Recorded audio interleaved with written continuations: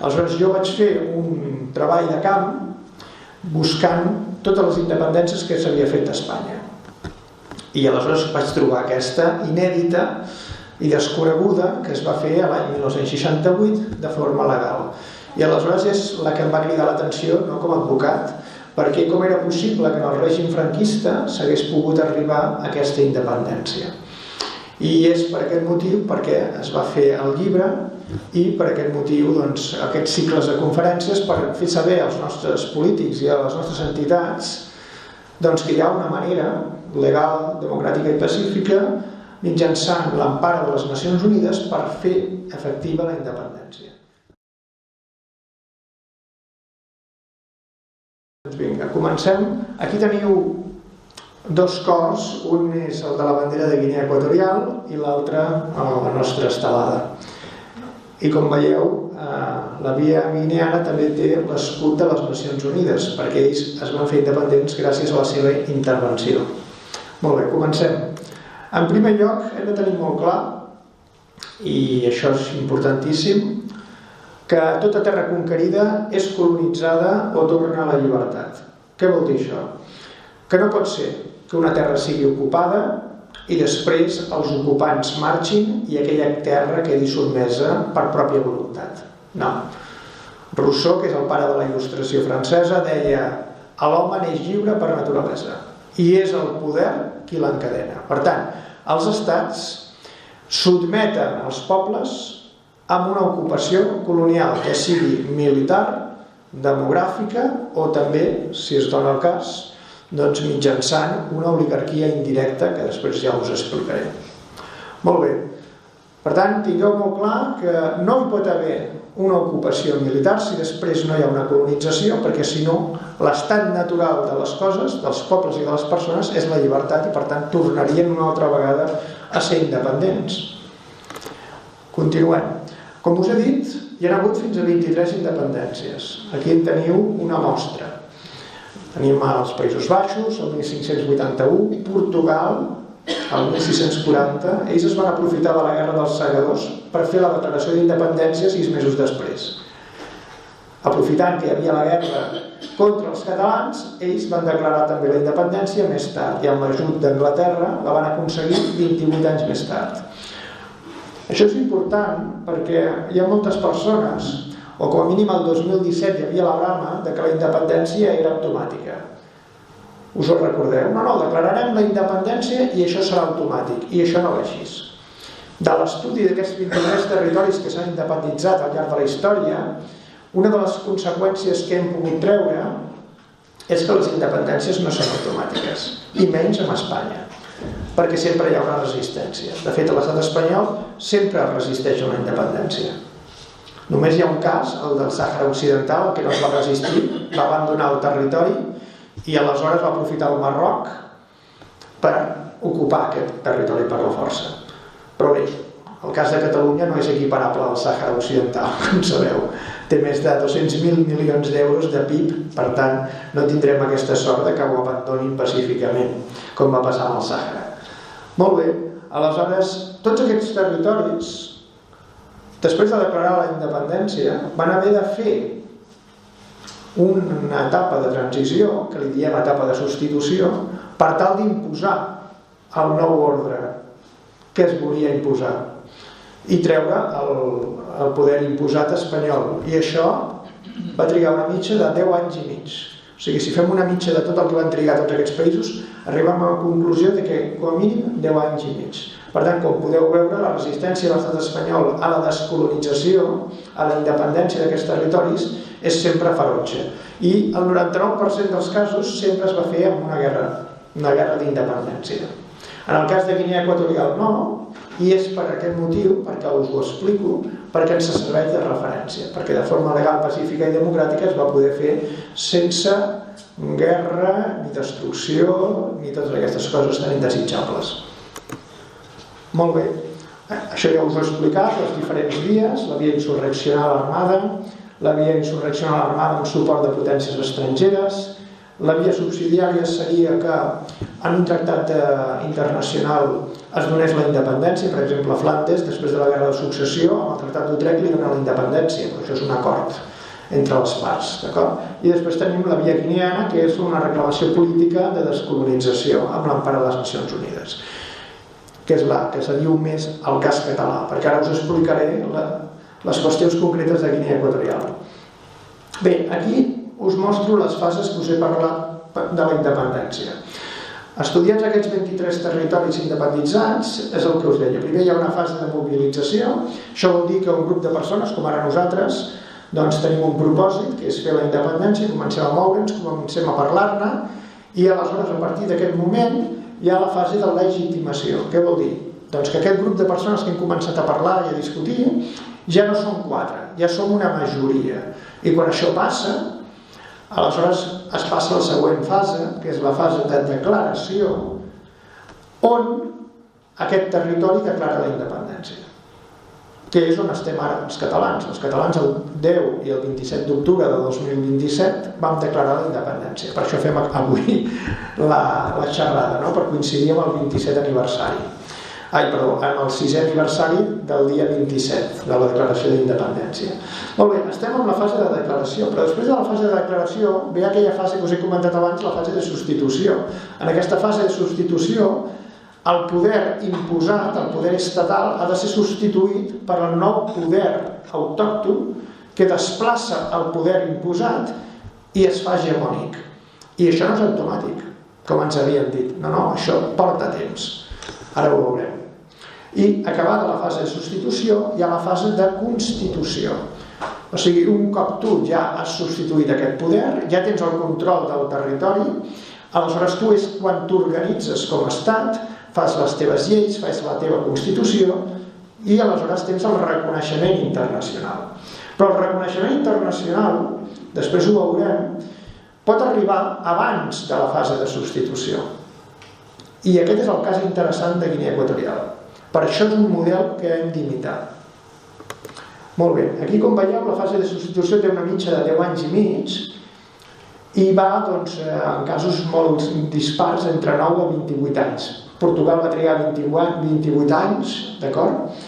Argentina, Uruguai i Cuba 14, Perú, Xile i Mèxic i Venezuela 13, Costa Rica 10, Colòmbia i Guinea Equatorial 9. Com veieu, res és automàtic. Les coses, més amb l'estat espanyol, és complicat. I per tant, quan ens diuen no, és que això, fem la declaració d'independència i ja està. No està. Hi haurà resistència de l'estat espanyol, que és un estat que té una idiosincràsia molt determinada. L'estat espanyol és fort amb els febles i feble amb els forts. Us puc explicar un exemple. La independència de Cuba, que va durar 14 anys, els 10 primers anys els van matxacar com van voler i els hi van fer de tot. Què va passar? Que després van intervenir els americans al costat dels cubans. Sabeu que va durar la guerra entre Espanya i Cuba? 3 mesos. En 3 mesos Espanya va signar un tractat a París el 1898 i en aquest tractat va donar Cuba, Puerto Rico, la illa de Guam, Filipines i 20 milions de dòlars d'indemnització. Què vol dir això? Que davant dels forts Espanya s'arronsa i no té cap problema en claudicar. El mateix que va passar en Guinea Equatorial. Quan Espanya va veure que Guinea Equatorial tenia el recolzament de les Nacions Unides, Espanya va claudicar. Cap problema. I van fer una independència democràtica, pacífica i legal. Ara, si ets feble, t'esclafen. No tenen cap mirament. Per tant, què hem de ser? Hem de ser forts. I això ho aprenem amb la història. Estudiant la història d'Espanya, estudiant la història de les independències que ha tingut Espanya, aprenem que si no ets fort, no arribes mai a la independència, t'esclafen. Perquè és la seva idiosincràsia. Som forts amb els febles. Molt bé. Ara anem a veure els paral·lelismes que hi ha entre Guinea Equatorial i Catalunya. En primer lloc, Guinea Equatorial, el 1777, s'annexiona a Espanya. gràcies a un tractat internacional que es diu Sant Ildefonso, que es fa entre Portugal i Espanya. És un tractat internacional que avui seria il·legítim. Per què? Perquè no té en compte la voluntat popular autòctona. És un tractat entre dues potències estrangeres per mercadejar sobre un territori per conveniències alienes i espúries. Els espanyols volien traficar amb esclaus i tenien interès en un bon lloc on poguessin traficar amb esclaus. I els portuguesos tenien interès en unes mines de plata que hi havia a l'Uruguai i es van canviar les mines de plata pels esclaus. I això va ser el Tractat de Sant Ildefonso. Bé, aquest tractat és curiós perquè va ser el 1777 i també s'aprofita per ratificar el reconeixement de Portugal com a estat independent i també el Tractat d'Utrecht. El Tractat d'Utrecht és aquell tractat que annexiona Catalunya a la corona borbònica. Per tant, els portuguesos, que durant la guerra de successió havien estat al costat dels catalans i dels anglesos i dels holandesos i dels austríacs, es canvien de bàndol en el Tractat d'Utrecht, fan les paus amb Espanya i abandonen Catalunya a la seva sort. Per això, el 1713 es fa el Tractat d'Utrecht, totes les potències desapareixen, de Barcelona marxen més de 30.000 soldats cap a Savoia i deixen desarmada la ciutat de Barcelona. I és aleshores quan comença el setge del duc de Berwick durant un any, que acaba amb la derrota i capitulació de Barcelona el 1714. D'acord? Però tot allò va passar pel Tractat d'Utrecht. Doncs bé, aprofiten aquest tractat d'annexió per ratificar el Tractat d'Utrecht als portuguesos. Molt bé, continuem. Aquí teniu el mapa del que és Guinea Equatorial. Si us fixeu, aquí hi ha una illa que es diu Fernando Po i aquí una paraula que diu Bubi. És l'ètnia que era majoritària a la illa de Fernando Po. I l'altra part, és aquesta part més fosca, se'n diu Rio Muni i també era una part de la Guinea Equatorial que era molt més àmplia, que abarcava tot aquest territori, però que diferents períodes històrics, les diferents potències europees li van anar traient a Espanya, d'acord? O sigui que tot això era el que els hi van passar, però només amb això i això és el que els hi va quedar quan van fer el traspàs de sobirania el 1968. Molt bé, com podeu veure aquí hi ha la paraula Fang. Fang vol dir l'ètnia també, perquè tot aquest territori, i és molt important això, era l'antic regne Fang, d'acord? I això serà important perquè els líders de la independència guineana seran d'ètnia Fang i també els del Congo, com podeu veure aquí. I hi haurà una relació entre el Congo i Guinea Equatorial molt important que facilitarà la independència de Guinea. Molt bé, continuem. Aquí teniu la Guinea Equatorial espanyola dels anys 50-60.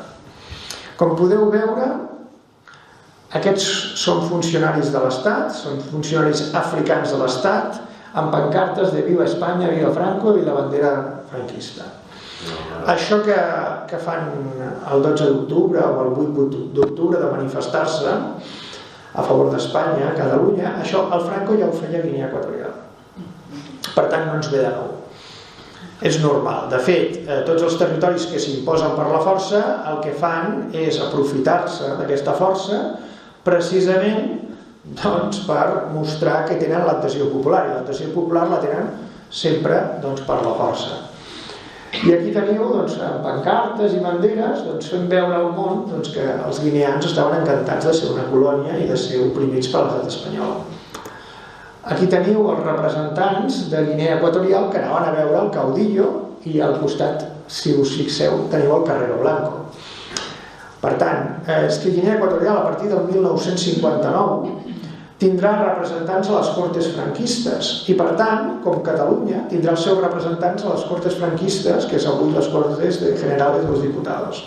O sigui, ells tenien representants des de l'any 1959 perquè van ser anomenats aleshores pel BOE, en franquista, van ser anomenats província d'Espanya, perdó, regió d'Espanya i dos províncies, Fernando Po i Rio Muni. D'acord? I aquí teniu el representant de la Guinea Equatorial el Bonifacio Ondó, doncs llegint-li una carta al Franco explicant-li lo fantàstic i meravellós que és ser guineà dintre del règim franquista. Molt bé, aquí teniu la policia militar de Guineana aixecant el braç, i són africans. Per què? Perquè era un règim franquista i aleshores aixecaven el braç. Normal. Per tant, quan a vegades ens diuen home, és que Catalunya no és com Guinea, doncs mira, teníem policia igual, Això és com els Mossos d'Esquadra, Ells també en tenien. De fet, tenien també canal de televisió, perquè ens diuen, no, vosaltres teníeu Mossos d'Esquadra, teníeu televisió. Diu, no, és que Guinea Equatorial també tenia un canal de televisió espanyola de Guinea Equatorial. Per tant, totes aquestes característiques que podien fer que Catalunya fos diferent, no, les teníem igual. Molt bé. Les coses canviaran molt a partir de l'any 1955. A l'any 1955 Espanya entra a les Nacions Unides. És molt curiós com entra Espanya a les Nacions Unides, perquè Espanya entra a les Nacions Unides de mà de la Unió Soviètica. I ara vosaltres direu, no pot ser. Perquè la Unió Soviètica eren comunistes, oi? I Espanya eren franquistes, feixistes, catòlicos, nacionalistes. I com és possible que la Unió Soviètica doni entrada a les Nacions Unides a la dictadura franquista? Com es menja? Si a més la dictadura franquista havia fet la guerra contra la Unió Soviètica perquè va enviar la divisió azul al front de Leningrad, com és possible? Doncs és possible perquè amb l'entrada d'Espanya van entrar 16 països més i s'ho van arreglar amb els Estats Units. Van arribar a un acord, mira, jo entraré uns quants i tu entres uns altres, i aleshores, mentre hi hagi equilibri de forces, doncs tot endavant. D'això se'n diu bipolaritat. Vol dir que el món estava els dos pols en fricció, però estaven els dos pols governant el món, d'acord? Per tant, Espanya entrarà gràcies a una iniciativa de la Unió Soviètica amb 16 països més. Però què passa? Que Espanya entra a les Nacions Unides i les Nacions Unides tenen una carta fundacional on l'article 1.2 diu que, com a principi general, s'observa el dret a la lliure determinació. I a l'article 73, que és el que veieu aquí, el que diu és que tot territori... A veure si podem parar el mòbil. Sí. Va, gràcies. Doncs l'article 73 el que ens diu és que totes les nacions que formen part de les Nacions Unides han de reportar al secretari general de les Nacions Unides tots aquells territoris que tinguin colònia o fideïcomís. O sigui, tots aquells territoris que tinguin dominats, les Nacions Unides, per l'article 73, exigeix als estats membres que l'informin sobre aquests països, perquè tenen l'obligació aquests països de protegir-los i de facilitar-los la seva independència, d'acord amb la Carta Fundacional de les Nacions Unides de 1945. D'acord? I aquí teniu el text. Estos... ¿dónde lo digo aquí? Sí, en cumplimiento de lo dispuesto en el artículo 73 de la Carta, procede a enviar a las Naciones Unidas la información solicitada en lo que se refiere a nuestras posesiones de África Occidental y Ecuatorial. Bé, a Espanya, quan li va arribar... Aquí teniu l'artículo 73, desarrollar el gobierno propio, a tener debidamente en cuenta las aspiraciones políticas de los pueblos y ayudarlos en el desenvolvimiento progresivo de sus libres instituciones políticas. D'acord? O sigui que l'Espanya franquista va rebre una carta l'any 56, poc després d'entrar a les Nacions Unides, on li deia, digui'ns quins territoris tenen colonitzats o en fideïcomís. Clar, quan aquesta carta va arribar a la diplomàcia espanyola i li va traslladar al Franco, el Franco va dir, hòstia, ¿y ahora qué decimos? El primer que van dir és, no decimos nada. I es van passar 2 anys sense contestar la carta. Però clar, les Nacions Unides insistien, no, és que vostès han de contestar. Si són de les Nacions Unides, vostès han de contestar. Si vostès han ingressat a les Nacions Unides, han d'acatar el dret internacional. I el dret internacional diu que vostès han de contestar. Molt bé, aleshores, el primer que van fer és dir, com els portuguesos, que també van rebre aquesta carta, el primer que van fer és dir, no, Espanya és un territori unido, però disperso. Això és el primer que van dir. O sigui, aquí no hay colonias. Això us sona, Aquí no hay países ocupados. Aquí no hay naciones reprimides ni sometides. No. Això és el primer que va dir Franco. Però clar, les Nacions Unides no s'ho van passar. I aleshores van continuar insistint. I aleshores Franco va dir, bueno, pues, para demostrar que no hay colonias, què fem? Provincianitzem Guinea Equatorial, fem 2 províncies, i regionalitzem Guinea Equatorial, fem la regió de Guinea Equatorial. Però com que tot i així no s'ho en passaven a les Nacions Unides, Franco va tenir una altra idea, o li van dir als seus assessors. No, mira, lo que tienes que hacer es declararlos autonomía, porque si los declaras autonomía, ya no les afecta esta cláusula del artículo 73, porque solo afecta a los territorios no autónomos. I aleshores Franco va dir, doncs, los haremos autonomía. I va fer l'autonomia d'una forma molt, molt interessant. Va fer un referèndum d'autodeterminació l'any 1963 per poder declarar autonomia a Guinea Equatorial. D'acord? Aquí teniu el que us he explicat. Aquí teniu el BOE, on fa província i regió Guinea Equatorial. Molt bé. I aquí quedem-nos amb aquestes 2 persones, que són els pares de la independència de Guinea Equatorial, que com veieu són l'Enrique Ngó i l'Acacio Magne. Quan el Franco va fer regió i va fer província i regió a Guinea Equatorial, aquestes persones van voler escriure una carta a les Nacions Unides. I aquí comença el procés d'independència de Guinea Equatorial. Per què? Doncs perquè ells consideraven que Guinea Equatorial no era ni una regió ni una província d'Espanya, sinó que era un país ocupat, una colònia, i que el que necessitava era la independència. Aleshores, aquest senyor que es diu Enrique Ngó va fer una carta, li va donar al senyor Acacio Magne, i aquest senyor, que tenia bones relacions amb el ministre de Finances del Camerún, que s'havia independitzat uns anys abans, la va enviar a les Nacions Unides a París. Molt bé. Quan l'estat espanyol es va enterar que a les Nacions Unides havia arribat aquesta carta, va ordenar al règim franquista assassinar aquest senyor, Enrique Ngó. Aquest senyor estava exiliat. Estava exiliat al Camerún. El van anar a buscar.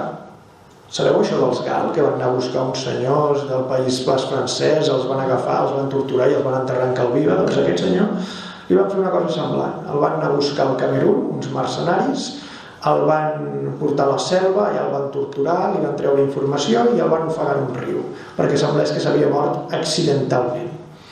Molt bé. Un cop va passar això, les Nacions Unides van absolutament indignar-se davant d'aquesta situació, perquè, esclar, era una cosa absolutament estranya que unes persones que es dirigien a les Nacions Unides per demanar la independència doncs fossin assassinades, perquè després van assassinar a l'Acacio Magne. Una setmana després d'assassinar a l'Enrique, van assassinar l'Acacio, perquè clar, com que els havia donat la informació a l'Enrique sota tortura, el van anar a buscar a Guinea Equatorial, el van agafar, el van ficar dintre un vaixell i el van llançar a alta mar. D'acord? Per tant, els pares de la independència de Guinea Equatorial van morir per aquesta carta a les Nacions Unides. D'aquí la gran importància que tenia aquesta carta per al règim franquista i el mal que els hi va fer, perquè van perdre la colònia per aquesta carta. Aquí teniu una pancarta molt interessant de l'època que diu: ONU sé justo con la opinión y propuesta del pueblo Bubi, somos esclavos de la paz. Els Bubi són els de la illa de Fernando Po, d'acord? I, com veieu, demanaven la independència de Guinea Equatorial. O sigui que el poble, no l'oligarquia. L'oligarquia de Guinea Equatorial eren tots franquistes, tots. En canvi, el poble, que havia de patir tot això que era el colonialisme, doncs, evidentment, no eren en absolut franquistes i volien la independència. I, per tant, aquí teniu una mostra de com s'organitzaven amb molt pocs mitjans, però amb molt bona voluntat. Sembla que nosaltres ens hem organitzat amb més mitjans, però bé, això és interessant de saber. Molt bé, continuem. Aquí tenim el rei Malabo I. El rei Malabo I és Bubi i va ser la primera autoritat que va assassinar el règim franquista quan es va aixecar el 18 de juliol del 1936. Molts pensen que és Companys, doncs no, és el rei Malabo I, la primera autoritat que va ser assassinada pel franquisme. De fet, avui la capital de Guinea Equatorial es diu Malabo, en honor i homenatge a aquest rei que es va revoltar contra l'aixecament militar franquista i per culpa d'això el van detenir, el van acusar d'haver mort uns militars espanyols i el van condemnar a 20 anys de presó. I a la presó el van assassinar. D'acord? O sigui, el règim franquista va ser implacable amb els guineans fins que les Nacions Unides intervenen.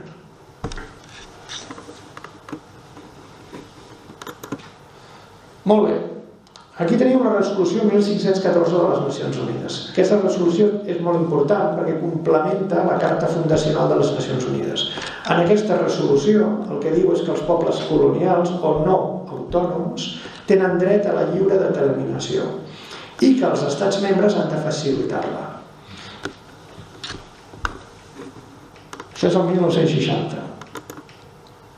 Molt bé, aquí el 1963, com us he explicat abans, Franco, com deia que les Nacions Unides no acceptaven la regionalització de Guinea Equatorial, decideix fer un referèndum d'autodeterminació perquè sigui el poble qui accepti de forma lliure doncs, la seva condició d'espanyols.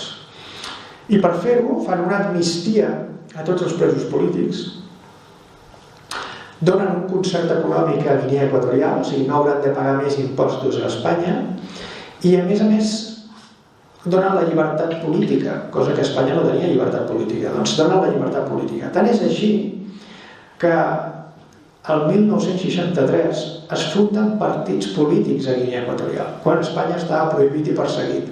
Fins i tot l'Estado franquista funda un partit polític que es dirà MUNGE, que és el partit dels funcionaris de l'Estat espanyol. És com si avui tinguéssim el Vox i el PP fundat per al govern franquista, doncs el mateix, ells funden partits polítics per participar en aquest referèndum. I aquests partits polítics tenen llibertat política, d'acord? I fins i tot fan una cosa molt curiosa. El líder independentista d'aquella època es deia Bonifacio Ondó i estava exiliat al Gabon. Doncs aquest senyor el van a veure i el convencen de que a canvi de la presidència de Guinea Equatorial, aquest senyor, o sigui, a canvi de l'amnistia, aquest senyor tindrà la presidència de la Guinea Equatorial, presidència autonòmica. I aleshores li dona la presidència sense eleccions i sense estatut. És molt curiós perquè aquest modus operandi l'aplica el règim franquista posteriorment a l'any 1977 amb qui? Amb Tarradellas. Amb Tarradellas faran el mateix. Li donaran l'amnistia dels delictes que el franquisme deia que havia comès durant la República, li donaran la presidència de la Generalitat sense eleccions i li donaran una Generalitat sense estatut. Durant el temps que va estar al Tarradellas no hi havia estatut. O sigui, el mateix que van fer amb Bonifacio Ondó ho faran amb el Tarradellas, el mateix modus operandi. Ara ho intentaran amb el Puigdemont, li intentaran donar l'amnistia a canvi de la presidència de la Generalitat i a canvi de la subordinació autonòmica, perquè els espanyols, quan una cosa els hi funciona, la repeteixen fins a la sacietat. O sigui que no tingueu cap mena de dubte que si poden intentaran fer el mateix amb el president Puigdemont. Per tant, alerta, no caiguem amb la trampa una tercera vegada. Molt bé, naturalment aquest govern autonòmic estarà liderat per gent de la confiança de la dictadura franquista i tots, absolutament tots, aquestes persones participaran a les eleccions després per la independència. I ja veurem per quin motiu. Però bé, al Franco li passa una cosa, que la conjuntura mundial li canvia. O sigui, el Franco ja ho té tot apamat. Té el líder independentista de president de Guinea Equatorial. Té les Nacions Unides calladetes perquè els ha donat l'autonomia, i clar, l'autonomia no és no es un territorio que se puede independizar, entonces ya no se independizan. O sigui, ell pensava que durant 50 anys això no es mouria i que Guinea Equatorial continuaria a Espanya. Però el context internacional canvia i és aleshores quan comença l'oportunitat per Guinea Equatorial. I per què canvia? Per la Guerra Freda. Aquí ho veureu. Per començar, l'any 1960 comencen les independències a 15 països. Això és perquè els Estats Units d'Amèrica i els russos comencen a discutir què passa amb el colonialisme al món i aleshores comencen a facilitar els processos de descolonització. Tenim la resolució 1514 per afavorir-ho, tenim la creació del C24, que és el Comitè Especial de Descolonització, molt important, perquè serà qui pressionarà directament a Espanya per descolonitzar Guinea Equatorial i altres territoris. Heu de pensar que aquest comitè encara existeix i des del 1961 ha independitzat 80 territoris a tot el món i 750 milions de persones. Això ho posa a la mateixa pàgina web de les Nacions Unides, del C24. Molt bé, arribarà la crisi de míssils de Cuba, molt important, perquè va ser un moment en el qual podria haver hagut una guerra nuclear. La Tercera Guerra Mundial podria haver començat per la crisi de míssils i en aquesta crisi de míssils acaba amb un pacte perquè el Kennedy i el Khrushchev arriben a la decisió de que no volen la guerra nuclear i Cuba abandonarà els míssils, o sigui, la crisi dels míssils, no sé si ho sabeu com va, el que passa és que la Unió Soviètica posa míssils a 150 quilòmetres de Florida i aleshores els americans, quan ho detecten, doncs comença una baralla diplomàtica molt intensa en la qual el John Fitzgerald Kennedy amenaça a la Unió Soviètica amb la guerra atòmica, la guerra nuclear. I aleshores arriben a un acord, els Estats Units haurà de respectar l'estat cubà, la revolució cubana, i la Unió Soviètica, a canvi del respecte de la sobirania de Cuba, traurà els míssils nuclears de les costes cubanes. D'acord? Es va arribar a aquest acord. Molt bé. A partir d'aleshores també hi ha el moviment afroamericà dels drets civils, molt important, que facilitarà doncs, que el tema de Guinea també sigui un tema candent perquè afecta els negres. I a l'any 64, després de l'assassinat de Kennedy, que segurament ve a conseqüència de la crisi de míssils, perquè no queden contents el lobby armamentístic com s'ha acabat la no guerra mundial, doncs el John Fitzgerald Kennedy és assassinat i el substitueix el Lyndon Johnson, d'acord? Que és el seu vicepresident. Molt bé, aleshores comença la guerra del Vietnam i això ja és el gran Cristo mundial, perquè els americans enviaran fins a 500.000 soldats al Vietnam, o sigui, una borrada de soldats. Bé, estem en el moment àlgid de la Guerra Freda i és aleshores quan passa una cosa molt important, i és que l'any 1964, aquí ho teniu, l'11 de desembre, el Che Guevara intervé a les Nacions Unides i fa un discurs memorial on explica que ha arribat el moment d'alliberar els pobles oprimits. I a més diu una altra cosa. Diu que Cuba facilitarà l'alliberament de tots aquests territoris oprimits. Clar, quan el Che Guevara diu això, els americans els hi posen els pèls de punta, perquè hi havia un fotimer de països oprimits, un fotimer de colònies per tot arreu del món. Llavors, clar, que els cubans diguin que es posen a disposició de tots aquells països que vulguin el dret a l'autodeterminació i la descolonització, clar, això era una bomba nuclear. Doncs bé, el Che Guevara no només diu això, sinó que poc després, aquí teniu el Che Guevara a les Nacions Unides, en aquest discurs èpic que podeu trobar a les xarxes i també en el llibre,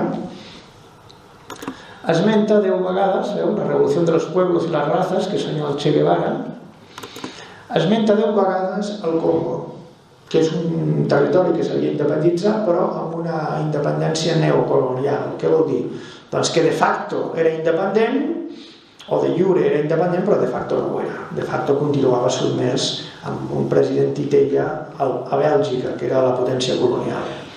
Doncs bé, el Che Guevara es queixa de que això que ha passat és impresentable, de que això no és independència, que això és neocolonialisme i que això s'ha de solucionar. I aleshores esmenta 10 vegades que cal ajudar el Congo. Doncs bé, el Che Guevara el que farà és viatjar a Tanzània i de Tanzània al Congo per, amb 120 milicians, ajudar la guerrilla del Congo a alliberar-se d'aquest poder colonial. I és aleshores quan li esclata tot el panorama mundial al Franco. Perquè, clar, el Che Guevara era l'enemic públic número 1 del món, amb el Fidel Castro. I que aquest senyor se'n vagi al Congo a fer la revolució cubana amb els negres d'Àfrica, doncs era molt perillós. Per què? Perquè el Congo és de l'ètnia Fan i el continent de Guinea Equatorial també és de l'ètnia Fan. O sigui, Rio Muni també són de l'ètnia Fan. Aleshores, els americans van fer una relació d'idees, diu, si no aconsegueix el Che Guevara independitzar el Congo, se n'anirà a Guinea Equatorial, que tenen la mateixa ètnia, i ho faran allà. Perquè són menys els soldats que tenen allà a Espanya i aquests amb 120 o 200 o 300 poden liar-la molt grossa. I és aleshores quan les Nacions Unides, això a l'abril de 1965 va al Che Guevara, aquí teniu la foto del Che Guevara al Congo, amb un guerriller congolès. Mentre mireu la foto, deixeu-me que hi faci jo una foto, perquè així després a les xarxes direm que ha vingut algú. Feu cara de bones persones. És que ho som.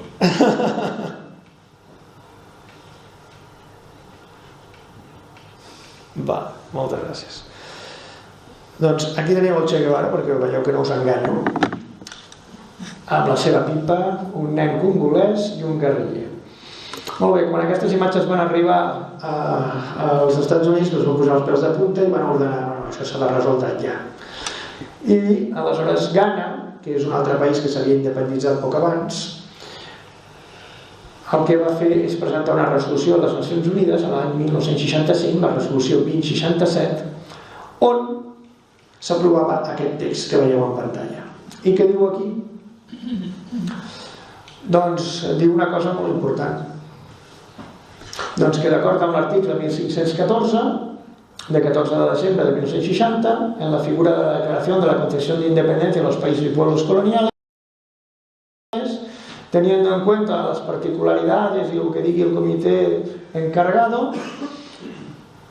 reafirma el derecho imprescriptible del pueblo de Guinea Equatorial a la libre determinación y la independencia. Per tant, abans de ser independent Guinea Equatorial, i això és molt important, va rebre un reconeixement previ del dret a l'autodeterminació i la independència per les Nacions Unides a l'any 1965. I no serà independent fins a l'any 1968, fins 3 anys després. D'acord? Clar, quan li arriba això al Franco, com a bon gallec es fa el sort i diu, bueno, haremos ver que no hemos oído nada.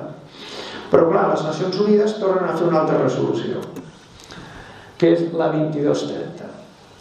I què diu aquesta resolució? Doncs aquesta resolució, veient que Franco no actua, li diu a Franco que no només ha de fer la independència de Guinea Equatorial, sinó que a més ho ha de fer abans del juliol de 1968. O sigui, les Nacions Unides li estan dient al Franco que no només ha de facilitar la independència de Guinea Equatorial, sinó que ho ha de fer abans de l'any 68, perquè les coses estan molt malament i només falta que el Che Guevara s'apoderi de Guinea Equatorial. Molt bé. Y lo veieu aquí baix, ¿no? Observando que la abrumadora mayoría de la población consultada ha expresado el deseo que el territorio logre la independencia más tardar julio de 1968. Tot això són resolucions de les Nacions Unides. Les Nacions Unides l'any següent farà una visita al territori, farà una visita al Comitè Especial de Descolonització, on es posarà en contacte amb totes aquelles persones que demanen la independència. I què passarà? Doncs que tota l'oligarquia guineana, que era absolutament antiindependentista de cop i volta, tots aquests que són de l'autonomia franquista guineana, després de veure aquestes dues resolucions, arriben a la conclusió de que no, de que Guinea pot ser independent i que pot ser independent sense sang i que Espanya no té alternativa i que la independència arribarà i arribarà abans del juliol del 68 i es tornen tots independentistes. Tots es tornen independentistes. Tots aquests que havien perseguit els independentistes es tornen independentistes. Tots aquests que havien prohibit actes independentistes es tornen independentistes. De fet, els dos líders guineans que aniran a les eleccions per la independència de Guinea Equatorial seran el president de l'autonomia i el vicepresident, que passaran a la segona volta i es disputaran la independència de Guinea Equatorial. El govern de la República de Guinea Equatorial. Molt bé. A l'any 67 Espanya, quan veu que la cosa és inevitable, fa una jugada estratègica, diu, vamos a perder Guinea Equatorial, pero por lo menos no perdamos los intereses nacionales en Guinea Equatorial. I aleshores organitza, i això és molt divertit, organitza una conferència constitucional a Guinea Equatorial on conviden a l'autonomia de Guinea Equatorial i els partits polítics independentistes de Guinea Equatorial per tractar amb el govern franquista una constitució per la República de Guinea Equatorial que tendrá que ser sometida a referéndum en el año 68 i si aquesta constitució la valida el poble guineà amb un altre referèndum d'autodeterminació independentista, aleshores Guinea Equatorial serà independent. D'acord? I aquest senyor que veieu aquí, Miguel Herrero de Miñón, que era abogado del Consejo de Estado franquista, que s'havia doctorat en descolonitzacions constitucionals, serà qui redactarà la Constitució. Curiosament, 9 anys més tard, serà qui redactarà la Constitució espanyola. Miguel Herrero de Miñón serà el mateix que redactarà la Constitució espanyola. De fet, ho farà tot. Fa la llei de reforma política i la llei d'amnistia. Tot ho fa el Miguel Herrero de Miñón. I és curiós perquè la mateixa clàusula d'irreformabilitat de la Constitució espanyola, de referèndum, primer aprovació per 2/3 i després referèndum, l'aplica ja en la Constitució de Guinea Equatorial. Per tant, Miguel Herrero i Rodríguez de Miñón, probablement a l'any 77, quan es fa la Constitució espanyola, ella portava la seva sota el braç, perquè clar, era un expert en el tema i ja devia dir, senyores, esto es lo que hay que hacer. Ho dic perquè moltes vegades la dreta espanyola i l'esquerra espanyola diuen, no, és que la Constitució que nos dimos, no, escolti, si la va fer aquest senyor i la va fer abans amb els guineans i ja la tenien sota el braç. Si fins i tot és possible que el Franco veiés aquella Constitució, perquè aquest senyor era abogado del Estado, del Consejo de Estado franquista. I quan el Franco diu lo dejo todo atado y bien atado és perquè tenia coneixement de causa. O sigui, aquest senyor treballava pels franquistes. Per tant, no ens deixem enredar. Molt bé, aquí teniu el títol desè de la Constitució guineana, que curiosament coincideix amb el títol desè de la Constitució espanyola. O sigui, la clàusula per reformar la Constitució espanyola i guineana és la mateixa, és el títol desè. Aquí ho veieu, títol desè, la Constitució espanyola. D'acord? Perquè veieu que no us prenc el peu. Molt bé. I aquí teniu la Liga Imperial a la primera Constitució espanyola, clar, si la van fer els franquistes. Això no hi ha cap mena de dubte, naturalment van posar el seu segell. El que passa que ara no el veureu dibuixat, però quan es va aprovar la Constitució espanyola portava la Liga Imperial franquista. Bé, el Franco també intentarà diplomàticament que li compensin la pèrdua de Guinea Equatorial i demanarà Gibraltar a les Nacions Unides. Per aquest motiu, Gibraltar està dintre dels 17 territoris a descolonitzar per al C24, per al Comitè Especial de Descolonització.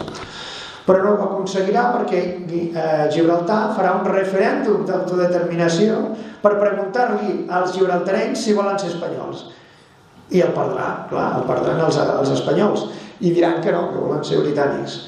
I gràcies a aquest referèndum d'autodeterminació de l'any 67 el Franco no es pot apoderar de Gibraltar. Però Gibraltar és un territori colonial pel Tractat d'Utrecht i està dintre dels territoris a descolonitzar, d'acord? Dintre dels territoris, dels 17 territoris que encara queden per descolonitzar. I el Franco, com a represàlia, els hi tancarà la verja fins a l'any 1982. O sigui, fins que no arriben els socialistes, es tanca la verja amb Gibraltar com a represàlia de que Gibraltar havia fet aquest referèndum d'autodeterminació. I no només va fer això, Gibraltar. A més, van fer una Constitució. No sé si ho sabeu, que Gibraltar té una Constitució. Nosaltres tenim un estatut, però és que ells tenen una Constitució i l'han reformat l'any 2006. O sigui que tenen una Constitució i nosaltres tenim una autonomia. Ho dic perquè a vegades hi ha persones que pensen, ostres, això de les colònies ha de ser tot tercer món. No. Hi ha colònies del primer món, com Gibraltar o Puerto Rico, o les Bermudes, o les illes Caimán, o les illes Jersey, que són colònies del primer món, absolutament occidentals, i hi ha colònies del tercer món. Però el fet que Catalunya pugui ser també considerada una colònia és perquè hi ha disparitat de colònies, no pel fet que siguem occidentals hem de pensar que no podem ser colònia. No. Tu ets colònia perquè estàs sotmès per la força. Ets colònia perquè se t'impedeix la sobirania per la força. I ets colònia també perquè tens una dependència d'aquell estat que t'imposa per la força el seu poder. I per tots aquests paràmetres tu ets una colònia. Hi ha gent que això encara no ho entén, però és que és així. O sigui, Catalunya, quan declara la seva independència i se li aplica el 155 i se li porten 15.000 policies per impedir la independència de Catalunya, això són actes d'agressió colonial. Això no es pot fer. Un poble ha de ser lliure de declarar la seva independència sense intromissions. I això ho diu les resolucions de les Nacions Unides. I si s'impedeix per la força, com va passar a Catalunya, això és un tractat colonial. Evidentment, l'estat espanyol no reconeixerà mai que és un tractat colonial, però és que a Guinea Equatorial tampoc li reconeixia un tractat colonial. Això és la comunitat internacional que ha de reconèixer que a Catalunya se la sotmet mitjançant un tractat colonial. D'aquí la importància de que les Nacions Unides, que és una organització mundial amb un dret internacional molt clar, des de fora reconegui que Catalunya té dret a l'autodeterminació i que està rebent de l'estat espanyol un tractat colonial. D'acord? De fet, Catalunya, si ho penseu bé, ja ha exercit l'autodeterminació 3 vegades. Com a mínim 3 vegades. La primera, el 1641, la primera república d'aquí, de Pau Claris. La segona vegada, el 1931, la República Catalana de Francesc Macià. I la tercera vegada que s'exerceix el dret a l'autodeterminació és el 2017 amb Carles Puigdemont. Per tant, estem absolutament legitimats. En 383 anys d'història, en menys de 400 anys, Catalunya ha exercit el seu dret a l'autodeterminació i s'ha proclamat independent 3 vegades. El problema de Catalunya és que encara no hem demanat el reconeixement i això és el que ens resta, perquè hem arribat a la declaració però per la força ens ho han impedit i no hem demanat el suport internacional per aconseguir-ho, i això és el que ens resta, per això aquest pas necessari. Molt bé, aquí teniu el 1968, Franco aprova el referèndum constitucional d'independència. Aquí teniu el BOE. Aquí teniu el text de la Constitució guineana, que és molt divertit perquè diu: el pueblo de Guinea Ecuatorial, en el uso de su derecho de autodeterminación, consciente de su responsabilidad en la historia, decidido a crear un Estado de Derecho en el que las libertades individuales y colectivas gocen de unas garantías y eficacia reales. Això ho va escriure el Miguel Herrero de Miñón, Vull dir que, poca broma, Estava reconeixent el dret a l'autodeterminació i que no hi havia derechos i libertades reales. Fins aleshores. Molt bo. Molt bé, i aquí teniu el traspàs de sobirania. Això és apoteòsic. Aquest senyor d'aquí, que porta la banda roja i gualda, qui és? Manuel Fraga Iribarne, ministro de Información y Turismo del gobierno franquista. Aquest senyor li tocarà el traspàs de sobirania un 12 d'octubre de 1968, després de guanyar el referèndum d'autodeterminació a Guinea Equatorial, li tocarà el traspàs de sobirania. I aquest senyor que fundarà Alianza Popular, que era més de derechas que Franco, li toca fer el traspàs de sobirania. D'acord? I ho fa en llum i taquígraf. Per què? Doncs perquè hi ha una organització mundial, que són les Nacions Unides, que li obliguen a fer-ho de forma civilitzada.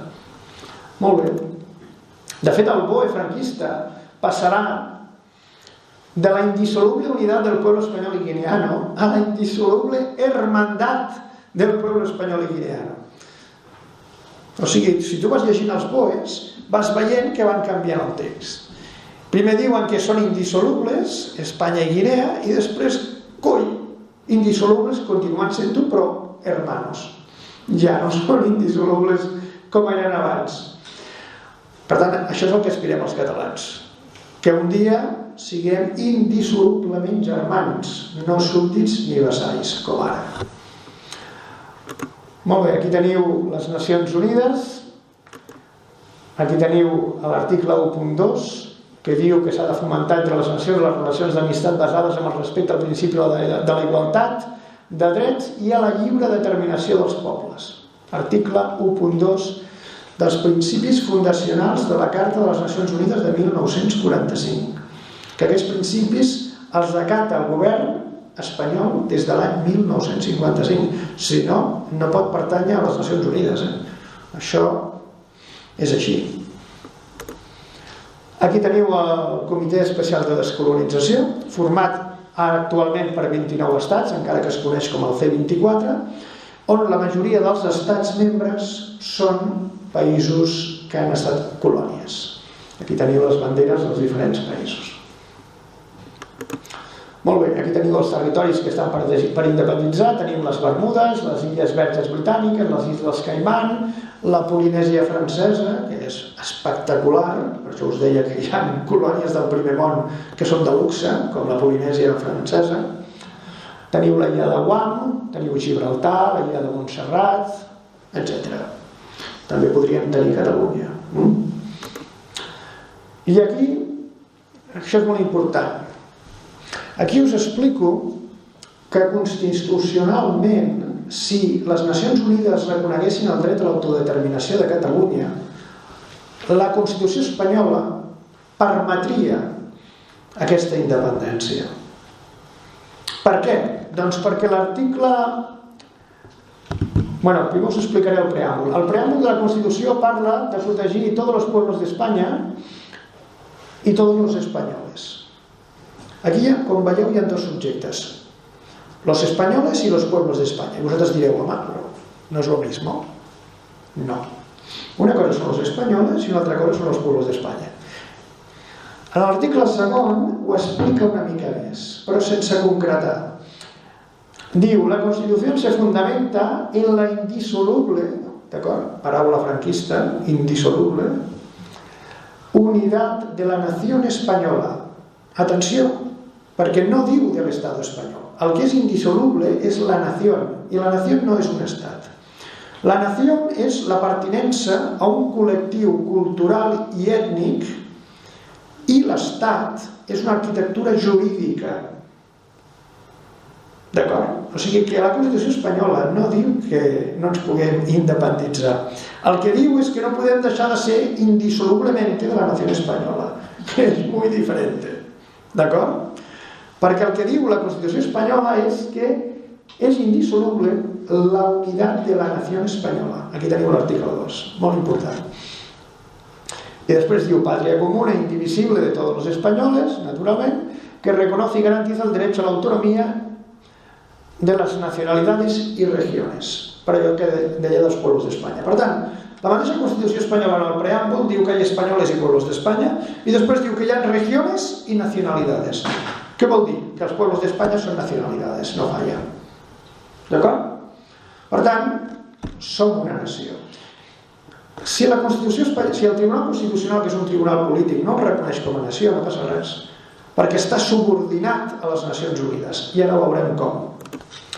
L'article 10.2 de la Constitució espanyola diu que tot allò que tingui a veure amb els drets fonamentals i les llibertats s'haurà de fer de conformitat, s'haurà d'interpretar de conformitat amb la Declaració Universal dels Drets Humans i amb les resolucions i tractats de les Nacions Unides. Què vol dir això? Doncs que si les Nacions Unides fan una resolució, com van fer amb Guinea, reconeixent el dret a l'autodeterminació de Catalunya, per l'article 10.2, Catalunya serà una nació amb dret a la independència i Espanya tindrà que facilitar aquesta independència. D'acord? Y a més, tenim l'article 96 que diu que todos los tratados suscritos y ratificados por el Reino de España serán considerados ordenamiento interno de obligado cumplimiento. Què vol dir? Que si Espanya ratifica el Tractat d'Ingrés de les Nacions Unides i a les seves resolucions, està obligada a complir-les perquè es considerarà ordenament intern d'Espanya. Per aquests dos articles, el 10.2 i el 96, Espanya està obligada a permetre la independència de Catalunya el dia que Catalunya sigui reconeguda. Per tant, què hem de fer? Demanar el reconeixement. No hi ha més alternativa. Constitucionalment ells estaran obligats i tindran a més la pressió internacional. Per tant, la solució per fer efectiva la independència de Catalunya passa pel reconeixement de Catalunya davant de les Nacions Unides.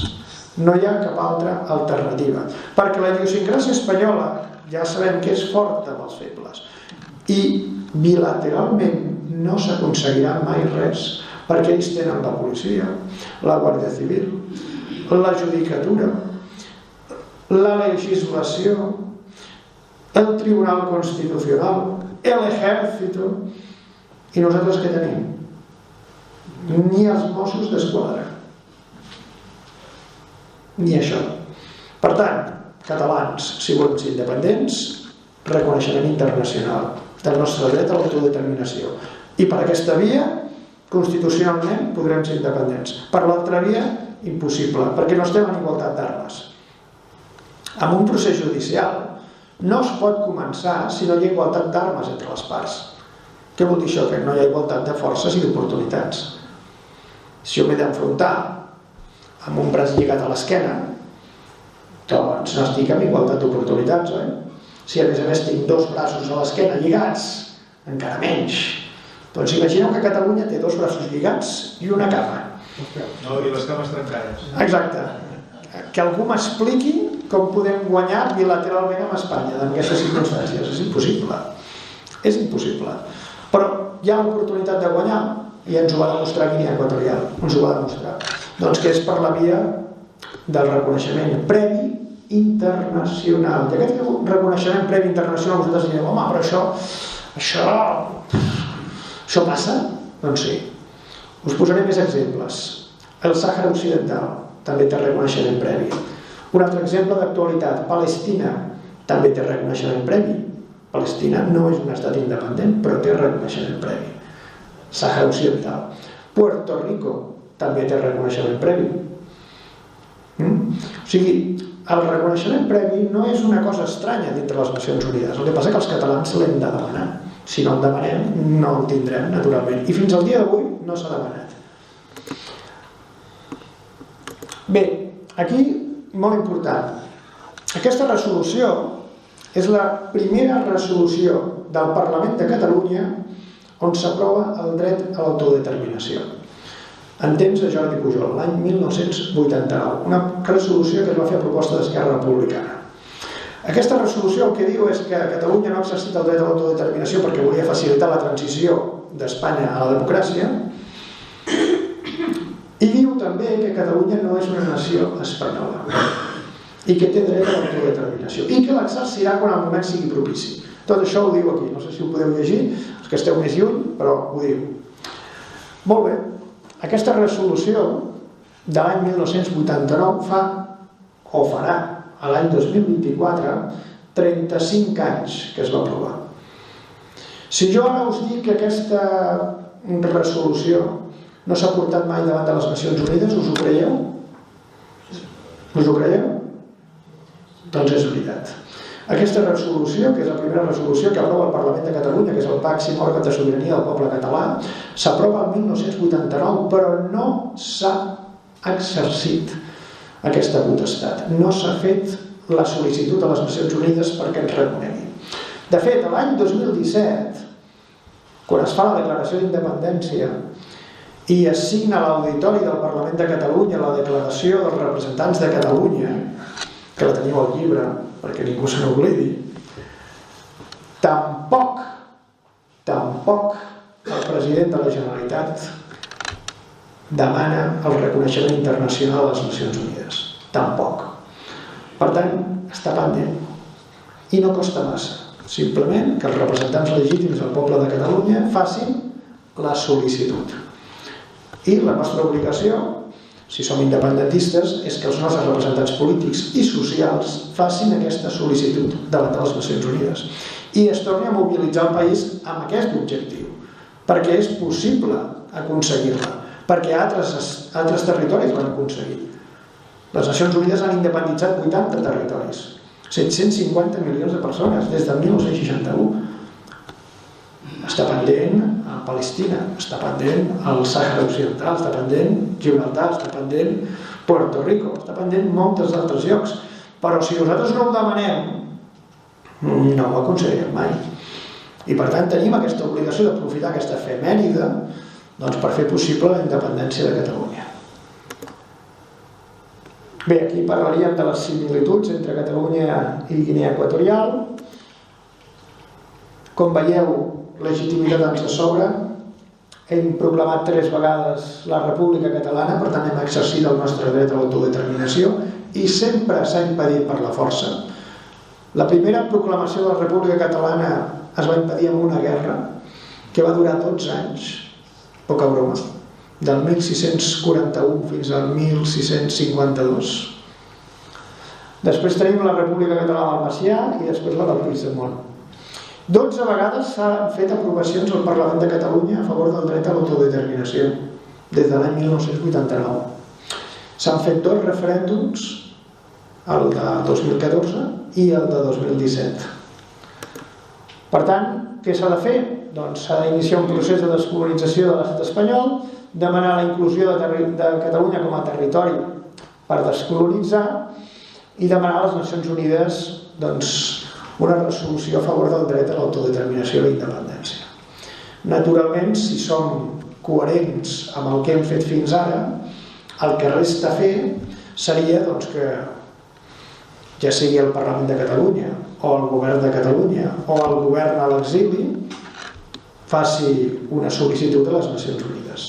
Prèviament estaria molt bé, i això seria cortesia que jo crec que també s'hauria de tenir, informar l'estat espanyol que ens vam declarar independents l'any 2017, tenim el dret a l'autodeterminació d'acord amb les Nacions Unides i que facin el favor de desocupar Catalunya de forma pacífica i democràtica en el menys temps possible. Això seria el mínim que podríem demanar als nostres governants. Per tant, això és el que hi ha pendent. El que hi ha pendent és anar a les Nacions Unides i demanar-li a Espanya que marxi de forma civilitzada, pacífica i ordenada. Això és el que hi ha pendent. Però esclar, això s'aconseguirà si ens hi posem, sí. Si fem renúncies, no. Si acceptem l'amnistia, com va acceptar el Bonifacio Undó, i ens tanquem a caseta i a passar les hores, doncs no serem independents. Ara, si anem a les Nacions Unides i demanem el reconeixement, doncs és possible que el tinguem, perquè el reconeixement internacional en moments de discòrdia mundial com ara, en Guerra Freda, és molt més procliu que no amb harmonia internacional. Per què? Doncs perquè només per portar la contrària hi haurà un bloc que ja estarà disposat a donar-nos el seu vot. Si nosaltres anem ara a les Nacions Unides, als Estats Units, el bloc americà, hi ha el bloc americà i el bloc rus, d'acord? Doncs el bloc americà, si veu que el bloc rus vota a favor nostre, dirà no, nosaltres també votem a favor. Per què? Doncs perquè Catalunya no acabi amb l'òrbita russa. És així de fàcil. Això se'n diu geopolítica mundial. Què va fer amb Guinea Equatorial Amèrica? El mateix. Sabien que podia ser independent per la via revolucionària, sabien que la Unió Soviètica i els països africans de la seva òrbita estaven darrere independència de Guinea Equatorial i van dir no, la independència ja la facilitem nosaltres. Així, d'aquesta manera, Guinea Equatorial es queda a l'òrbita occidental. D'això se'n diu geopolítica. Nosaltres hem de jugar a la geopolítica. El que no podem fer és fer la política que fa Espanya i dir que és la nostra. No, la nostra és la que beneficia la independència de Catalunya. I la d'Espanya és la que impedeix la independència de Catalunya. Per tant, no és la mateixa política internacional. I nosaltres hem de jugar la nostra pròpia política internacional. I és el que no estem fent. Per tant, el dia que ho fem, veurem que en moments de discòrdia internacional, si veuen els blocs que hi ha possibilitat de que Catalunya rebi el suport només per fer la punyeta a l'altre bloc, el mateix bloc occidental dirà no, ja us ho acceptem, això del dret a l'autodeterminació. Perquè, a més, com justificaria les Nacions Unides que no tenim dret a l'autodeterminació? Imagineu. Però si des del 1641 que ho estem demanant i ho estem exercint, com ens han de dir ells que estan des de l'any 1945 organitzats que no tenim dret a l'autodeterminació? Si des de l'any 1641 que ens hem autodeterminat. És impossible. A més, recentment s'ha demostrat, a més, tenim el 52% de diputats al Parlament, 52% de vots al Parlament i el 54,81 de diputats, perquè tenim 74 de 135. Ostres, amb una declaració d'independència, amb majoria absolutíssima al Parlament de Catalunya, com no podem aconseguir la independència i el reconeixement internacional? Però ho hem d'aprofitar, perquè l'estat espanyol jugarà les seves cartes i intentarà, i aquesta és la jugada que està intentant l'estat espanyol, que hi hagi unes eleccions i que aquestes eleccions autonòmiques guanyi el bloc socialista. I si aconsegueix el bloc socialista guanyar aquestes eleccions, imposarà com a primera mesura negar a la declaració d'independència en el Parlament de Catalunya. I aquest és l'objectiu que té Espanya. I si no ho pot aconseguir per la via electoral, que fins ara no ha pogut, ho intentarà comprant a Déu i a sa mare. I això vol dir comprant els partits polítics independentistes. I aquest és l'objectiu d'Espanya. Per tant, siguem conscients de la jugada. La jugada és aquesta. Nosaltres tenim la via Nacions Unides oberta. Tenim el moment propici obert. I ells juguen les seves cartes, que és comprar els partits polítics catalans. Per tant, siguem intel·ligents, mobilitzem-nos. Jo també faig una crida a l'Assemblea Nacional Catalana i a l'Òmnium perquè siguin conscients del moment propici. I els partits polítics hegemònics, Junts, Esquerra i la CUP, que una oportunitat com aquesta ha trigat a donar-se 55 anys, que des de l'any 1968 no teníem una oportunitat semblant com la dels guineans, que els guineans sense una guerra freda no haguessin sigut independents, que nosaltres ara tenim la segona guerra freda mundial i que l'hem d'aprofitar.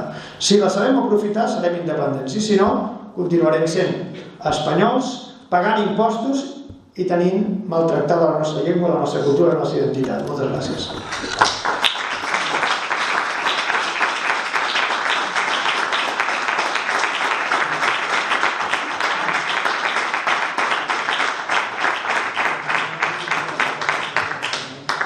Bueno, espero no haver-vos cansat i si hi ha preguntes ara és el moment de fer-les.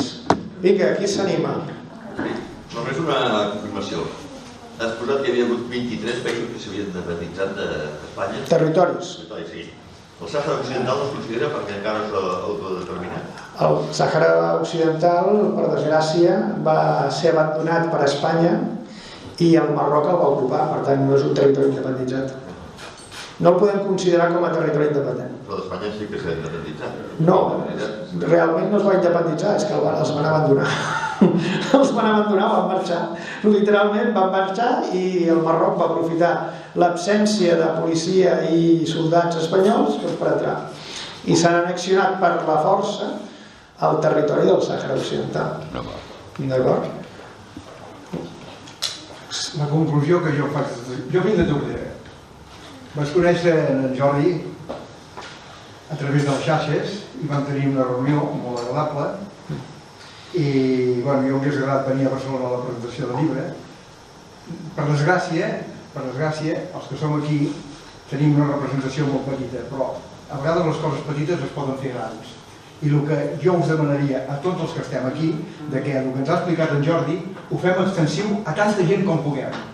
Avui en dia tots tenim telèfon i tots tenim xarxes. A través de les xarxes podem fer moltes coses. El que ha dit el Jordi, després de 2 anys i pico de treball, se l'ha de felicitar. Jo no entenc com els polítics tenen aquesta vena als ulls, que només van pel caler, ens han enganyat, ens han defraudat i els hi hem d'exigir que facin la petició a les Nacions Unides de la independència de Catalunya. Els hi hem de demanar. Com ho hem de fer? Jordi, si vols jo t'acompanyaré a veure la Dolors Feliu, que ja t'ho vaig dir, a veure en Xavier Trias, en Xavier Antic, a veure el Puigdemont, si convé, que ja li vas enviar el llibre, i a veure tots els polítics d'allà on sigui. I ara prepararé jo la propera reunió que vaig prometre a Tordera, perquè això ho hem de fer-ho extensiu per tot arreu. A l'ANC els hi hem de dir que ells ja estan organitzats a cada poble, i a cada poble hi ha un representant de l'ANC. Hem d'anar a veure cada un d'aquests pobles de l'ANC i explicar-los, si tu tens temps, explicar-los poble en poble, com tu has dit abans, el que va fer Arenys. Arenys va començar amb una petita cosa, i fixeu-vos el que van fer 4 persones d'Arenys, 20. Sí, crec que eren 20. 25. Després de fer la votació per la independència d'Arenys, es va comunicar, es va encomanar a cada poble, fins que va arribar al referèndum de l'1 d'octubre. El referèndum de l'1 d'octubre jo no ho entenc, que els polítics se n'anaven. Però vull dir, hem sentit a dir per en Santi Vila i per algun més que allò era una xarbotada. Ens han pres el pèl, però la declaració d'independència es va declarar. I ara el que hem de fer és exigir que la restitueixin. El president Aragonès va pactar amb Junts la legislatura i ens ha enganyat de totes. Per què? Perquè s'han vengut a l'estat espanyol. De quina manera s'han vengut a l'estat espanyol? Per tenir l'amnistia. I res més. El que va fer en Franco amb els guineans. I tot això són lliçons que hem d'aprendre i que en Jordi ens els ha ensenyat. I nosaltres el que hem de fer és això, retroduir-ho a cada poble i que la pilota es vagi fent gran, i com aquests polítics que tenen aquesta vena als ulls que no ho veuen, els hi fem veure i que realment ho demanin i que realment tirem endavant, perquè és l'única manera que jo entenc que podem demanar la independència. Per tant, repeteixo, Jordi, moltes felicitats, moltes gràcies per la feina que has fet, molt ben feta, i senyors meus, us demano que això, tots els que estem aquí, ho multipliquem, perquè jo soc soci del RAC, fa 50 anys, ara aviat et donaran la medalla, és igual, deixem-ho estar. Però quan vaig començar amb el RAC, érem 4 i al cap. Però ens van dir, feu-ho extensiu en el veí, en l'amic, en el parent, en aquell, en l'altre. I avui per avui el RAC és una de les associacions més importants de tot el món, perquè em sembla que som 700.000 socis ja. I vam començar fa 50 anys amb 4 o 5.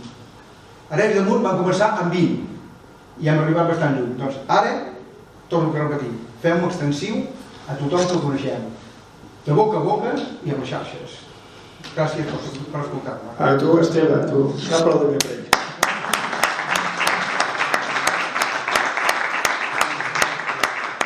Sí, aquesta és la idea, Esteve, aquesta és la idea. Hem de fer taca d'oli i hem de fer proselitisme. Nosaltres sabem una cosa molt clara. Quan els partits polítics hegemònics i les entitats hegemòniques vegin que això funciona, que això és el que vol la gent, quan vegin que el poble està mobilitzat s'apuntaran al carro. Va passar a Guinea, va passar a Arenys de Munt i tornarà a passar tantes vegades com faci falta. Per què?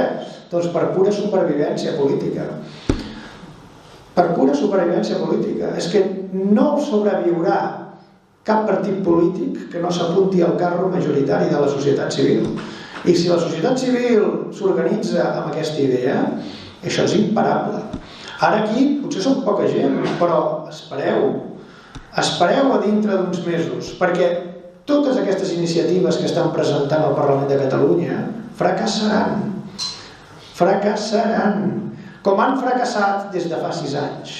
I no estem celebrant aquest aniversari per casualitat, és que fa 6 anys que es va proclamar la independència i no s'ha pogut fer efectiva, perquè totes les solucions que han posat damunt de la taula no poden funcionar. I no poden funcionar perquè no estem en igualtat d'armes amb Espanya. I que ningú es pensi que per tenir la legislatura del govern espanyol podrem decidir si Catalunya és independent, perquè si convé,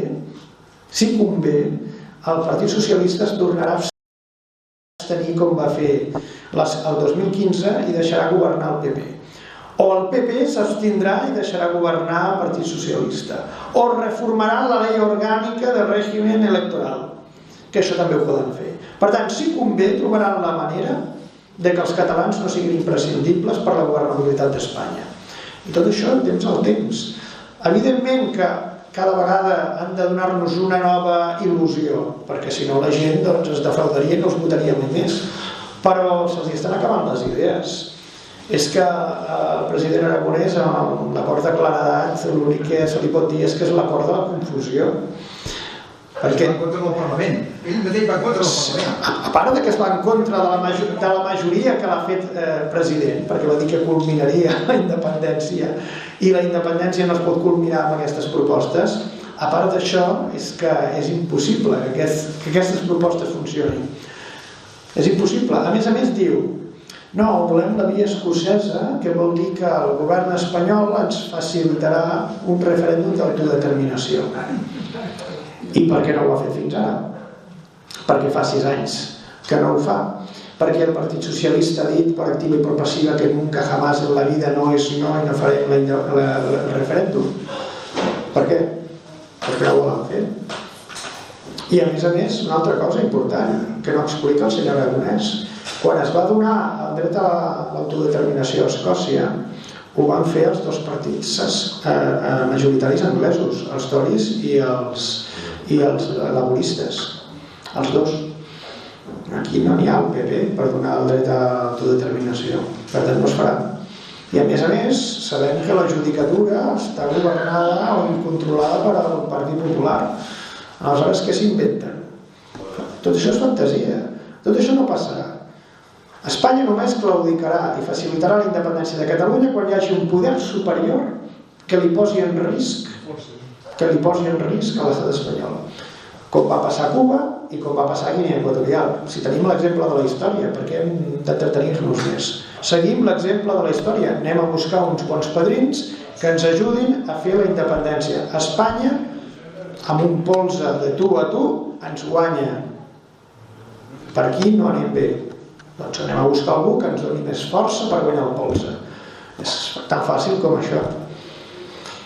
Alguna pregunta més o anem a fer el brindis per la independència? Vinga, alguna pregunta més? Vinga, algú s'anima? Va, vostè.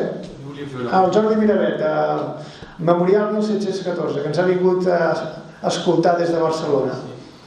Volia fer una aportació, primer que tot felicitar-vos per aquesta conferència. Gràcies. Extraordinària, extraordinària en el sentit més profund de la paraula, perquè ens dona llum a la foscor. A pesar de tot, jo volia fer una referència a un fet anterior a aquest, que es va produir l'any 45. El 1945 ja es presenta a les Nacions Unides, a la conferència preparatòria de l'ONU, el cas de Catalunya per les Nacions Unides. Què és això, justament? És demanar el dret a l'autodeterminació de Catalunya. Està tot a punt. I només calia que l'ONU es constituís, i mesos més tard, i està tot a punt. Ja estava tota la demanda feta. Aleshores, aquesta línia autodeterminista va venir tancada perquè la Generalitat de Catalunya, en aquell moment, adopta la línia legalista espanyola i diu que no. Aleshores, el president Irla envia una carta a l'ONU que diu que no, que per ells la solució és la República Espanyola. Això és important per tenir en compte que tenim un precedent. Aleshores, la persona que va presentar això després de les seves memòries ens informa que va haver una actuació molt destacada per part de la maçoneria espanyola, que de fet era la catalana, per aturar-ho això. Que vol dir que hi ha forces que en un moment donat es poden donar arguments o es poden una mica enterbolir la ment perquè això no tiri endavant. En aquell moment hi havia 75.000 catalans de l'hemisferi americà que n'eren conscients d'això. Hem d'aconseguir que hi hagi més de 750.000 i més de 2 milions de catalans avui en dia que siguin conscients del que dius tu en el llibre, perquè llavors serà més difícil que ens puguin enterbolir el cap. Moltes gràcies per el que he escoltat avui, perquè ha estat molt interessant per mi. Moltes gràcies a tu, Jordi, per haver fet l'esforç de venir des de Barcelona, t'ho agraeixo molt. També dir-vos que ens han convidat a fer una conferència a la Fundació 1614 i assistirem el dia 30 de novembre, si Déu vol, a Barcelona, al seu local social, al Fossar de les Moreres. Per tant, allà també farem proselitisme d'aquesta explicació que hem fet avui. Sobre el tema que tu comentaves, està recollit en el llibre, qui no el tingui que l'agafi, perquè aquí tenim la història viva de Catalunya des de fa 400 anys, i hi ha un altre precedent també molt interessant, el de la Societat de Nacions, que es va presentar pels voluntaris catalans que van anar a lluitar a la Primera Guerra Mundial a favor de França, que en aquell moment representava, diguéssim, el bàndol occidental. Van demanar, aquests representants que tenien seu a París, van demanar a la Societat de Nacions, a la seva primera conferència constitucional, que va ser justament a París, i que va assistir a Woodrow Wilson, que és el pare del dret a l'autodeterminació, van demanar-li el 1920 també que Catalunya tingués reconegut el seu dret a l'autodeterminació. I sabeu qui va anar a impedir-ho? Francesc Cambó. Francesc Cambó, amb el primer ministre espanyol de l'època, va anar a impedir que aquella sol·licitud d'aquells patriotes catalans que s'havien jugat la vida a la Primera Guerra Mundial tingués èxit. O sigui que el que has dit, Jordi, és completament cert. Nosaltres tenim una oligarquia que ha d'entendre que la independència és possible i que s'hi han d'esforçar. Que si juguen en contra, continuen com ara o pitjor. I que, per tant, hem de fer tots els esforços possibles perquè això tingui un bon resultat, però tenint els ulls ben oberts. I que no ens passi com va passar amb el president Irla, d'Esquerra Republicana, per cert, que encara avui li mantenen una fundació amb el seu nom. Fundació Irla és la fundació d'Esquerra Republicana. Doncs aquest senyor va fer aquesta carta que explicava el Jordi Miravet, que deia que es subordinaven a la recuperació de la República Espanyola i l'Estatut d'Autonomia. Això li van dir a les Nacions Unides després que tots els representants de tots els casals d'Amèrica promoguts per en Carner Ribalta, que era el secretari de Francesc Macià, després de patejar-se tota Amèrica i de contactar amb tots els exiliats catalans que hi havia, més de 75.000, després de tota aquella feinada immensa en aquella època, el senyor Irla, per les pressions de la República Espanyola a l'exili, va enviar aquesta carta i va dir: no facin cas, no facin cas, ens subordinem a recuperar la República i l'Estatut d'Autonomia. Doncs bé, així estem. Per tant, aprofitem les oportunitats van passant. Vam tenir una oportunitat el 1920, una altra el 1945, una altra el 1955, quan Espanya ingressa a l'ONU. Aleshores, Tarradellas també podia haver demanat que es considerés Catalunya com a territori no autònom i colonial. Era un bon moment. Per l'article 73, en Tarradellas ho podria haver demanat, no ho va demanar. A l'any 77, quan en Tarradellas li diuen de tornar, podria en Tarradellas haver demanat el reconeixement de Catalunya com a nació i no ho va demanar o no ho va aconseguir. I ara estem al 2023, tenim una oportunitat amb la Guerra Freda d'aconseguir el mateix que van aconseguir els guineans, però esclar, necessitem que els polítics es posin les piles i que el poble es mobilitzi. Que has parlat de la Societat de Nacions. La Societat de Nacions és la precedent de l'ONU. L'any 37 els catalans van demanar la independència a la Societat de Nacions. Se li nega per una qüestió de forma, perquè com que no eren membres, no eren un estat, en definitiva no subscriuen. Però és que Itàlia va intervenir i va dir que no només s'hi negava, sinó que reservava el dret d'intervenir a Espanya per evitar la proclamació d'una república catalana independent. Ho diu en aquests termes. Aleshores, la conclusió que s'arriba és que els bombardejos que van fer els italians, sobretot al nostre país, no era perquè eren franquistes que ho eren o perquè eren amics del Franco que ho eren, no. Ells el que diuen és que ho fan per evitar la proclamació d'una república catalana independent. Els estrangers saben més que nosaltres, les nostres forces. Sí senyor, i això ho va fer Mussolini, diguem-ho tot. Mussolini, que va cedir, jo conec bé el tema, el Mussolini va cedir l'aviació per fer els bombardejos sobre Barcelona l'any 38 i també l'artilleria. Barcelona, de Lleida... Sí. però ells diuen exactament que ho fem per evitar la proclamació d'una república catalana independent, no per ajudar el Franco, que era un feixista. I per aquests termes, això també és important. Sí. O sigui, la legitimitat històrica de Catalunya per aconseguir la independència té un currículum interminable. És que podem presentar tantes i tantes coses que a qualsevol persona que sigui mínimament objectiu ens ha de donar la raó. Per això hem d'aprofitar l'oportunitat. El que no podem fer és tota l'estona picar contra la paret, sapiguent que aquella paret ens picarà al cap. És allò que deia l'Einstein, no? Albert Einstein deia: si proves una cosa que no funciona, tornarà a no funcionar. És així de fàcil. Per moltes vegades que provis una cosa que no funciona, tornarà a no funcionar. És que no té sentit tornar a picar contra una paret que saps que no la faràs caure. Busca una altra via. Les persones intel·ligents busquen una altra via. Si volen la independència de veritat, ho han de fer. I hi ha una solució, que és aquesta, però esclar, s'han d'animar les entitats. Jo aquí aprofito el Josep Lluís per animar-lo a que faci pressió, l'ANC, l'Òmnium, totes les altres entitats inferiors s'han d'animar en aquesta direcció, perquè no hi ha cap altra via, no hi ha cap altra solució. Han passat 6 anys i s'han demostrat totes fracassades. I si volem fer efectiva la independència ha de ser d'aquesta manera. Hem de pensar que la Generalitat de Catalunya no és qualsevol cosa, són 250.000 treballadors i més de 42.000 milions de pressupost. Si tu declares la independència però no ets capaç de pagar els serveis de la Generalitat i els funcionaris, com voleu ser independents? I això només ho aconseguirem si es fa de forma democràtica i civilitzada i amb acord internacional. Si no, és impossible que les administracions públiques, locals, comarcals i la Generalitat puguin funcionar. És impossible, perquè no es pot mantenir la recaptació, perquè no tenim la recaptació dels impostos.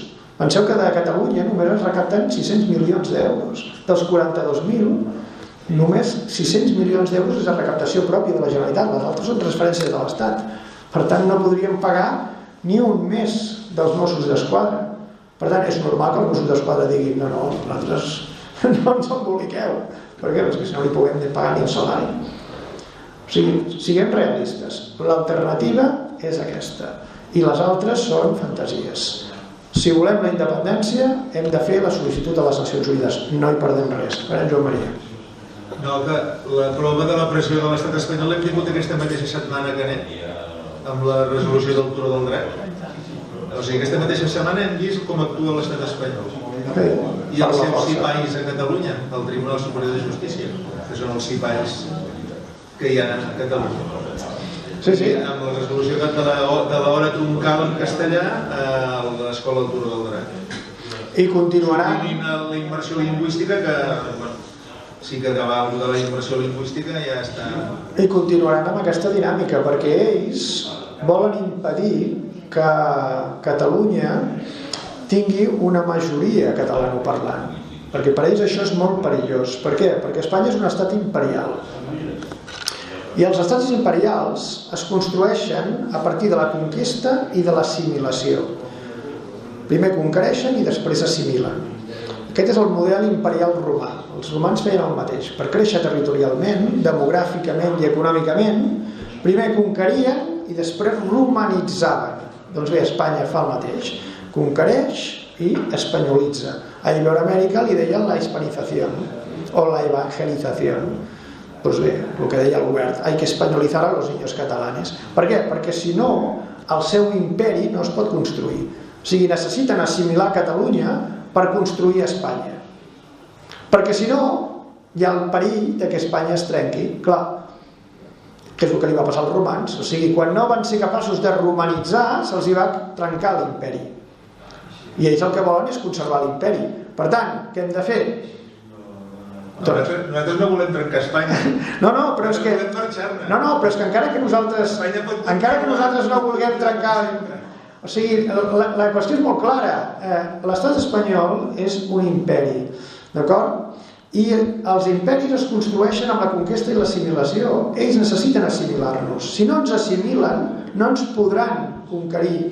completament, i aleshores hi ha perill que es trenqui. Per això, com que l'estat natural dels pobles és la llibertat, ells impedeixen que Catalunya sigui majoritàriament catalanoparlant i nacionalment catalana, precisament per impedir que d'aquesta manera Catalunya deixi de formar part d'Espanya. És tan fàcil com això.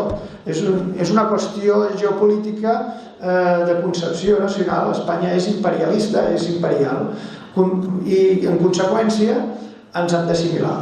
Ja està, no hi ha més història. I nosaltres què hem de fer? Doncs no deixar-nos assimilar i independitzar-nos. I per tant aquesta pugna sempre existirà fins que nosaltres triomfem o triomfin ells. El dia que ens hagin assimilat a tots, a l'estat espanyol, doncs haurà triomfat. Doncs hem d'intentar que no passi.